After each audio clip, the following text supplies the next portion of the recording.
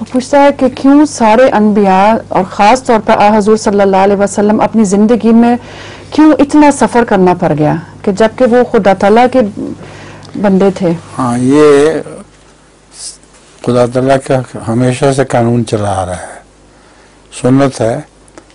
جب بھی اللہ تعالیٰ کی طرف سے کوئی نبی آتا ہے، رسول آتا ہے، تو ضروری ہے کہ لوگ اس کی مخالفت کریں اور ان کو ماننے والوں کو تکلیفیں دیں.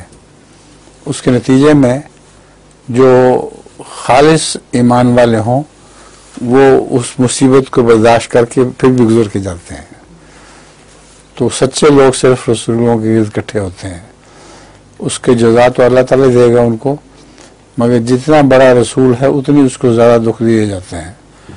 حضرت صلی اللہ علیہ وسلم کو دیکھو کتنے بے شمار دکھ دیے گئے. وہ اس لیے نہیں تھے کہ اللہ تعالیٰ ناراض تھا، بلکہ اس لیے کہ اللہ تعالیٰ کو زیادہ پیارے تھے. لکھا بھی ہے، سنائے.